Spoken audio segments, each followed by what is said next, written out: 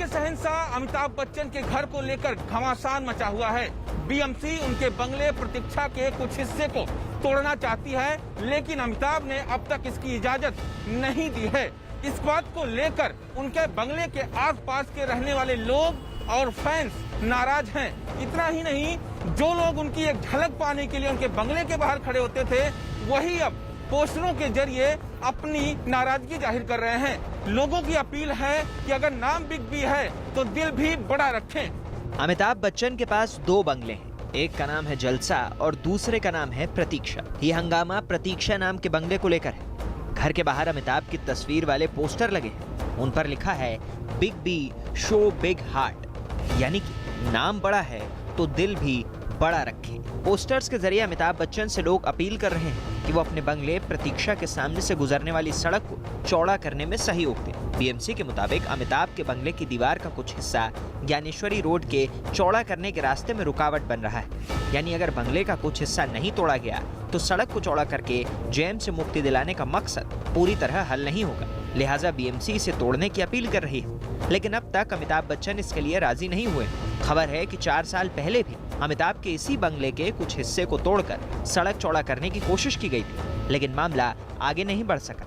BMC के मुताबिक 2017 में भी अमिताभ ने अपने बंगले के कुछ हिस्से को तोड़ने के मुद्दे पर चुप्पी साध ली थी। बताया गया कि बीएमसी ने 2017 में अमिताभ बच्चन को नोटिस भेजा था, लेकिन उन्होंने उसका कोई जवाब नहीं दिया, बल्कि कोर्ट का सहारा लिया।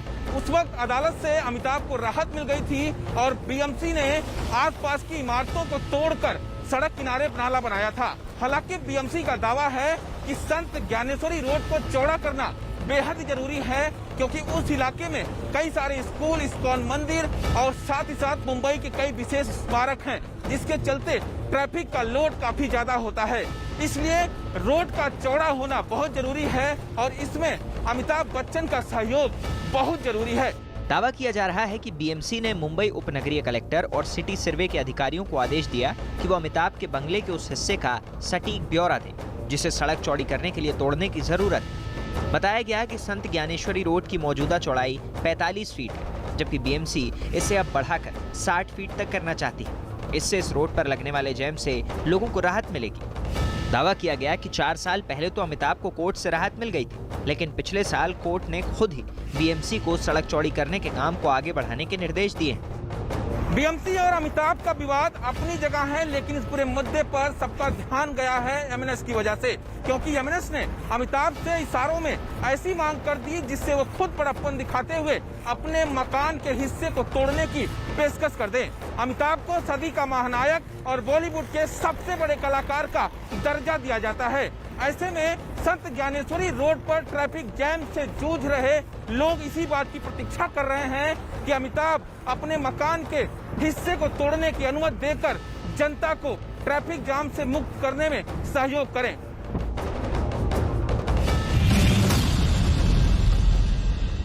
उत्तराखंड में सियासी किला जीतने के लिए कांग्रेस अपने पुराने नेता पर दांव लगाने जा रही है। खबर है कि कांग्रेस हरीश रावत पर बड़ी बाजी खेलने की तैयारी में है। न सिर्फ कांग्रेस हरीश रावत को पार्टी का सीएम चेहरा बनाएगी, बल्कि कैंपेन कमेटी का चेयरमैन भी नियुक्त करने की तैयारी कर रही है। यानी कि उत्तराखंड की राजनीति में हरीश रावत की सियासी कद का फायदा उठाने के लिए कांग्रेस ने बड़ी रणनीति बनानी शुरू कर दी है। उत्तराखंड में बीजेपी ने पुष्कर सिंह धामी को मुख्यमंत्री बनाकर युवा नेतृत्व और 60+ सीटें जीतने का नारा दिया है। उत्तराखंड को लेकर बीजेपी चुनावी मोड में आ चुकी है, इसीलिए कांग्रेस ने भी अपने मुख्यमंत्री पद का उम्मीदवार अभी से तय करके जनता के बीच आक्रामक प्रचार रणनीति के साथ उतरने का फैसला किया है। सूत्रों के मुताबिक अगले साल उत्तराखंड में होने वाले चुनाव के लिए कांग्रेस ने संगठन से लेकर सीएम तक के चेहरे पर हर मोर्चे पर काम शुरू कर दिया है। पहले सीएम उम्मीदवार के लिए उत्तराखंड कांग्रेस के अध्यक्ष प्रीतम सिंह के नाम पर चर्चा चल रही थी, लेकिन पार्टी अब हरीश रावत को ही प्रत्याशी बनाना चाहती है। खबर है कि हरीश रावत को कैंपेन कमेटी का चेयरमैन बनाया जाएगा। कांग्रेस का सीएम चेहरा बनाने के लिए भी उन्हें मनाने की कोशिशें जारी हैं। इसके अलावा मौजूदा प्रदेश अध्यक्ष प्रीतम सिंह को विधानसभा में नेता विपक्ष बनाने की चर्चा चल रही है। साथ ही राज्य कांग्रेस में पार्टी का ब्राह्मण चेहरा यानी गणेश गोदियाल को प्रदेश अध्यक्ष बनाने की तैयारी चल रही है। उत्तराखंड में हरीश रावत को सीएम चेहरा बनाने और उन्हें राज्य की राजनीति में सक्रिय करने के लिए उन्हें मनाना जरूरी है, क्योंकि पिछले चुनाव में ही आपसी गुटबाजी के चलते हरीश रावत की कुर्सी चली गई थी। विजय बहुगुणा के साथ आपसी घमासान के चलते राज्य में पार्टी के अंदर बड़े स्तर पर टूट फूट हुई और राज्य में कांग्रेस कमजोर पड़ गई और यही वजह है कि बीजेपी को राज्य में सत्ता हासिल हो गई। अब आलाकमान हरीश रावत को आगे करके सत्ता वापस हासिल करना चाहता है, लेकिन कांग्रेस के लिए सिर्फ सीएम चेहरा ही बनाना काफी नहीं होगा। संगठन में भी बड़े स्तर पर फेरबदल की तैयारी चल रही है।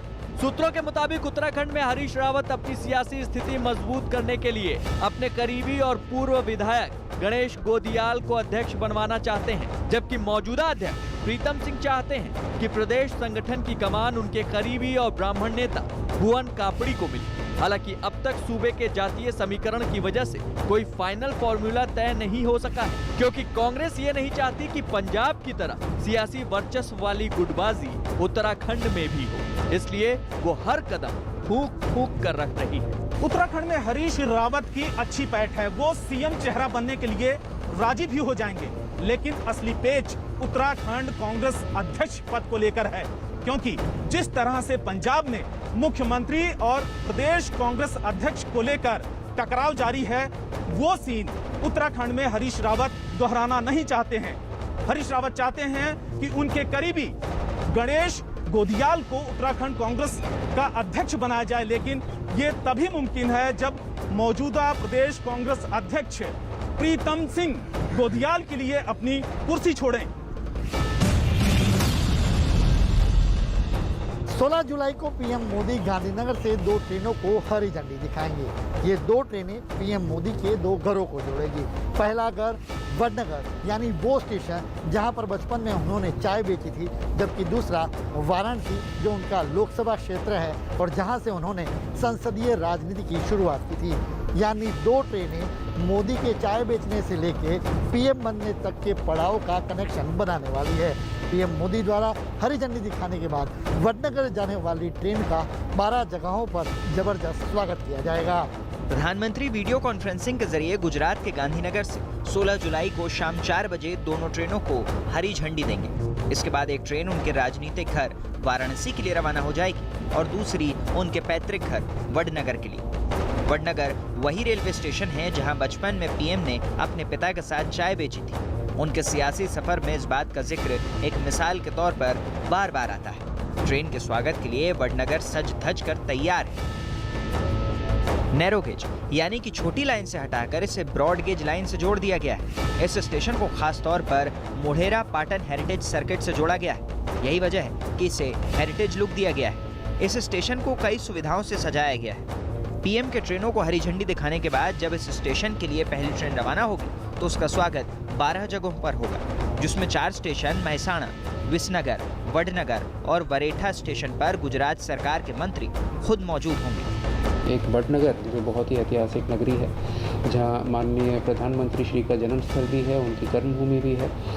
ये एक हिस्टोरिकली भी हमारे लिए बहुत ही महत्वपूर्ण जगह है, जिस जगह से भी वडनगर से भी ये जो ट्रेन है वो निकलेगी। इस रेलवे स्टेशन का आधुनिकीकरण किया गया है, इसको रिस्टोर किया गया है, इसको बहुत मॉडर्नाइज किया गया है। वडनगर स्टेशन की इमारत में पत्थर की खास नक्काशी की गई है। एंट्री और एग्जिट गेट को खास तरीके से डिजाइन किया गया है। 2007 में गुजरात पुरातत्व विभाग को वडनगर में खुदाई के दौरान 2री और 4थी शताब्दी के बौद्ध मठ का पता चला था। तभी से वडनगर को विरासत का शहर कहा जाने लगा। गुजरात सरकार वडनगर को एक पर्यटक स्थल बनाने की कोशिश में है। तभी तो मोढेरा से पाटन तक के टूरिस्ट सर्किट में वडनगर को जोड़ा गया है।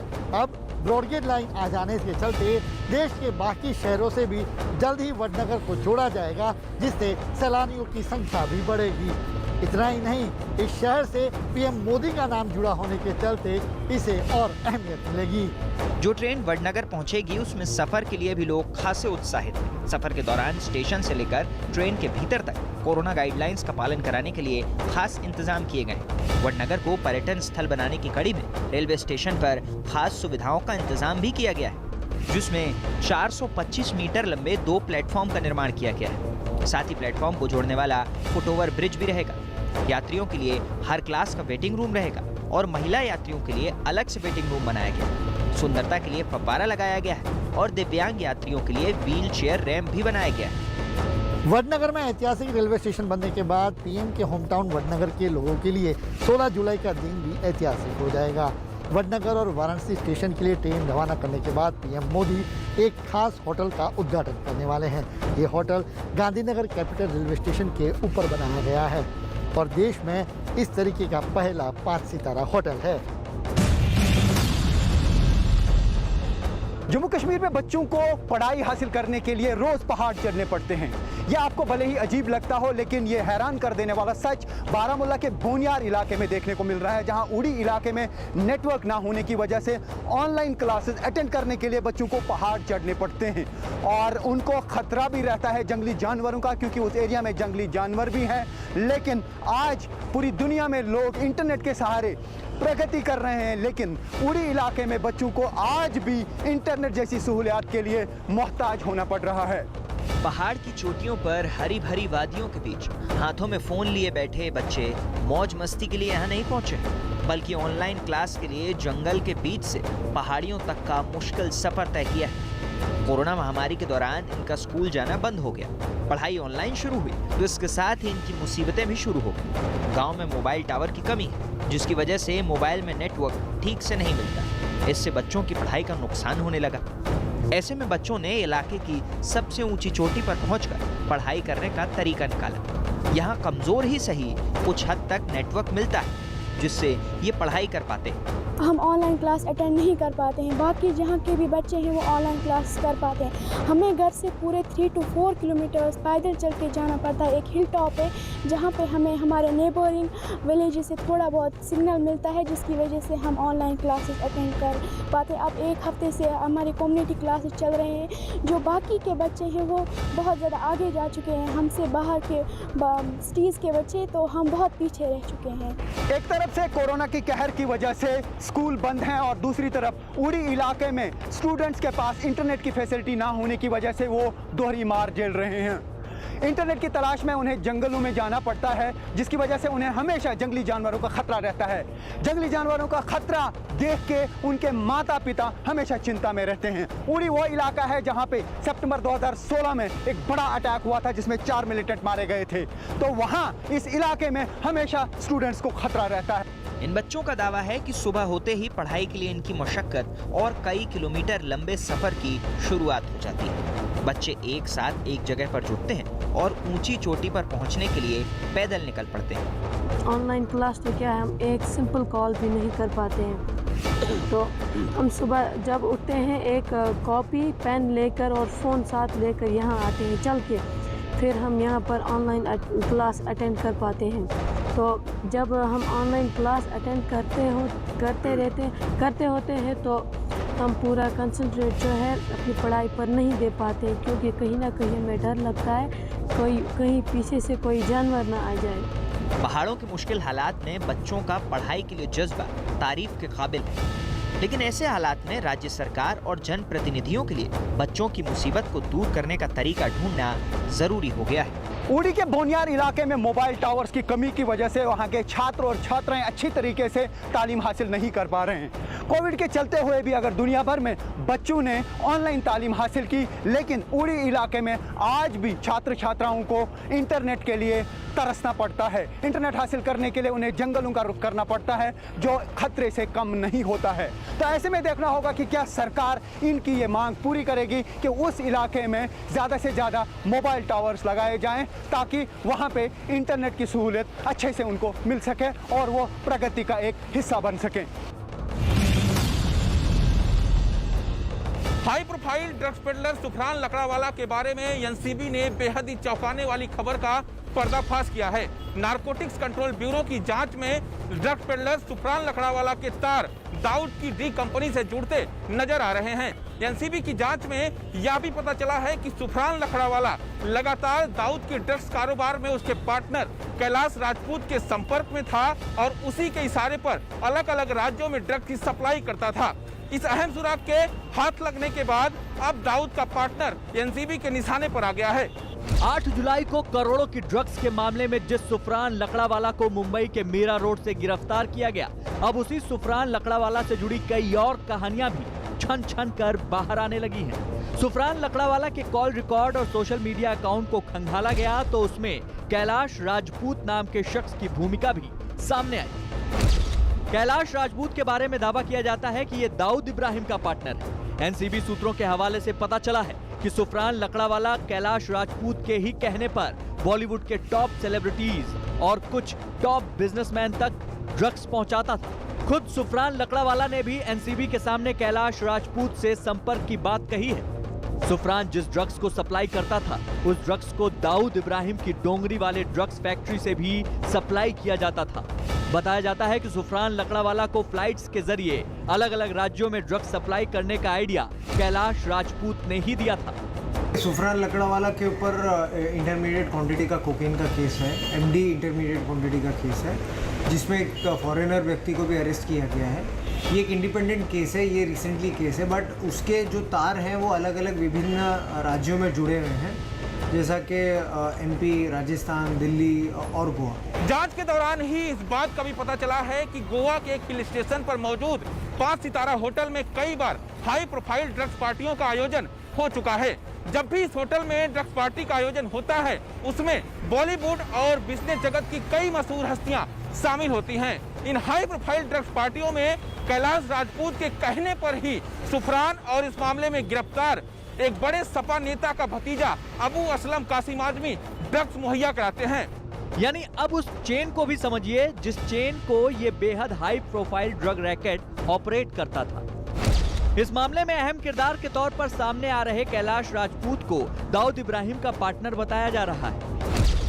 दाऊद इब्राहिम का पार्टनर कैलाश राजपूत ही वो शख्स है जो सुफरान लकड़ावाला को ड्रग्स मुहैया करवाता था। सुफरान लकड़ावाला के जरिए ही ये ड्रग्स पी यानी पॉलिटिकल सेलिब्रिटीज, एफ यानी फिल्म इंडस्ट्री और बी यानी टॉप बिजनेसमैन तक पहुंचाई जाती थी। दरअसल गोवा के जिस होटल में हाई प्रोफाइल ड्रग्स पार्टियां आयोजित की जाती थी, उसको लेकर लोकल नेता शिकायत भी दर्ज करा चुके हैं। अब तक मिले सुरागों के आधार पर एनसीबी इस मामले में 10 लोगों को पूछताछ के लिए समन्स भी जारी कर चुकी है। जिन लोगों से ये पूछताछ होनी है, उनमें बॉलीवुड के अलावा बिजनेस जगत की कई बड़ी हस्तियों के नाम शामिल हैं। ये काफ़ी नेटवर्क, बड़े बड़े नेटवर्क के लिए काम करता है। इसके क्लाइंटेल भी काफ़ी हाई प्रोफाइल है, काफ़ी जो हाई क्लास जिसे कहते हैं वो उसके क्लाइंटेल है।